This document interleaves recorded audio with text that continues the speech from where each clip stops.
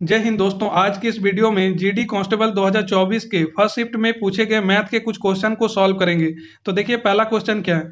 एक परीक्षा में उपस्थित होने वाले विद्यार्थियों की कुल संख्या में से 93% विद्यार्थी उत्तीर्ण हुए और 9275 विद्यार्थी अनुत्तीर्ण रहे। परीक्षा में उपस्थित होने वाले विद्यार्थियों की कुल संख्या कितनी है। तो कुल संख्या को आप 100% मानिए।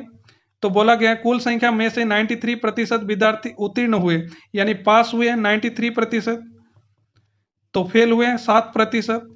अब बोला गया है 9275 विद्यार्थी अनुत्तीर्ण रहे, यानी 7% बराबर 9275।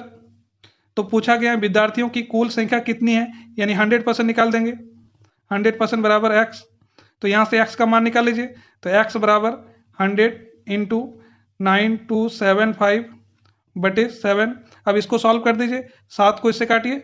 7 एकम 7 बचा 2, 7 या 21 बचा 1, 7 दूना 14 बचा 3, 7 पचे 35। अब दोनों को इंटू कीजिए।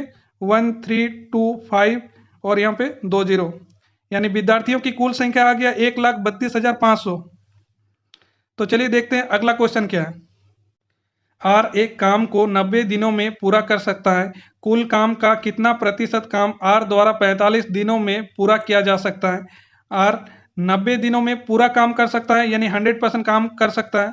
तो बोला गया है कितना प्रतिशत काम 45 दिनों में पूरा किया जा सकता है, यानी 45 दिनों में x। तो यहाँ से x का मान निकाल लीजिए। x बराबर 45 इंटू 100 बटे 90।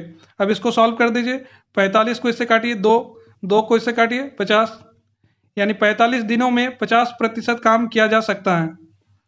चलिए देखते हैं अगला क्वेश्चन क्या है। एक कुर्सी का अंकित मूल्य 2000 रुपये है। 20% और x% की दो क्रमिक छूट देने के बाद वह कुर्सी 1400 रुपये में बेची जाती है। x का मान कितना है।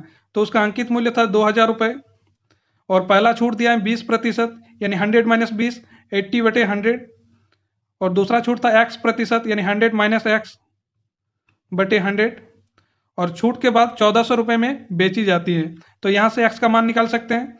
यहाँ पे 3 जीरो और एक 4 जीरो, यहाँ भी 4 जीरो काट दीजिए। 2 को इससे काटिए, 700। 8 को इससे काटिए, 8 8 64 बचा 6, 7 8 56 बचा 4, पॉइंट 8 पचे 40, यानी 100 माइनस x बराबर 87.5। तो x को इधर लाइए और इसको इधर लाइए तो माइनस होगा। तो x बराबर 100 माइनस 87.5। अब इसको माइनस कर दीजिए, 5.21, यानी x का मान आ गया 12.5%। तो चलिए देखते हैं अगला क्वेश्चन क्या है। किसी धनराशि पर 40 वर्षों तक प्राप्त साधारण ब्याज उस धनराशि का 2/5 है। वार्षिक ब्याज दर कितनी है। तो धनराशि को आप कुछ भी मान सकते हैं। तो चलिए हम लोग 100 मान लेते हैं। तो बोला गया 40 वर्षों तक प्राप्त साधारण ब्याज उस धनराशि का 2/5 है। तो इसका 2/5 निकाल दीजिए। 5 को इससे काटिए, 20।